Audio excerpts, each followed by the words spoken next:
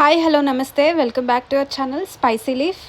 ఈరోజు రెసిపీ వచ్చేసి తెలంగాణ స్పెషల్ సర్వపిండి. తెలంగాణలో చాలామంది ఇంటికి చుట్టం వచ్చినా ఆడబిడ్డ వచ్చినా అప్పటికప్పుడు చేసి పెట్టుకునే రెసిపీ ఇది. ఈ సర్వపిండి చాయ్తో మంచి కాంబినేషన్. ప్రాసెస్ చూసే ముందు సబ్స్క్రైబ్ బటన్ని తర్వాత గంట సింబల్ని ప్రెస్ చేసి ఛానల్ని సబ్స్క్రైబ్ చేసుకొని సపోర్ట్ చేయండి. సో ప్రాసెస్లోకి వెళ్తే ముందుగా 1/2 స్పూన్ ధనియాలు, 1/2 స్పూన్ జీలకర్ర రోట్లో కచ్చాపచ్చాగా దంచి పక్కన పెట్టుకోవాలి. తర్వాత వేయించి పొట్టు తీసిన పల్లీలను కూడా కచ్చాపచ్చాగా దంచుకొని పక్కకు తీసుకోవాలి. తర్వాత 2 వెల్లుల్లి రెబ్బలు, 2 పచ్చిమిరపకాయలని మరీ మెత్తగా దంచుకోకుండా పక్కన పెట్టుకోవాలి. తర్వాత ఒక ప్లేట్లోకి 1 కప్ బియ్యం పిండిని తీసుకొని దంచిన జీలకర్ర ధనియాలను వేసుకోవాలి. తర్వాత 1 టీ స్పూన్ నువ్వులు, దంచిన పచ్చిమిర్చి పేస్ట్, దంచిన పల్లీలు 1 టీ స్పూన్, నానబెట్టిన శనగపప్పు 1 టీ స్పూన్, 1/2 స్పూన్ పసుపు, 1/2 స్పూన్ టు 3/4 స్పూన్ వరకు ఉప్పును కూడా యాడ్ చేసుకోవాలి. తర్వాత సన్నగా తరిగిన కరివేపాకు 2 రెమ్మలు యాడ్ చేసుకొని మీడియం సైజ్ ఆనియన్ని సన్నగా చాప్ చేసుకొని యాడ్ చేసుకోవాలి. ఇప్పుడు వీటిని అన్నిటినీ ఒకసారి బాగా కలుపుకొని సగం టీ గ్లాస్ వేడి నీళ్ళని యాడ్ చేసుకోవాలి. వేడి నీళ్ళని యాడ్ చేసుకోవడం వల్ల ఎక్కువ నూనె పీల్చుకోకుండా క్రిస్పీగా సర్వపిండి వస్తుంది. వేడి నీళ్ళని యాడ్ చేసుకుంటూ స్పూన్తో కలుపుకోవాలి.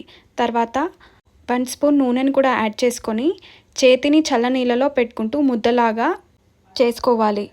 ఈ ముద్ద మరీ గట్టిగా కాకుండా కొంచెం మెత్తగానే ఉండేటట్టుగా చేసుకోవాలి. ఇక్కడ చూపిస్తున్నట్లుగా పిండి కలుపుకొని పక్కన పెట్టుకోవాలి.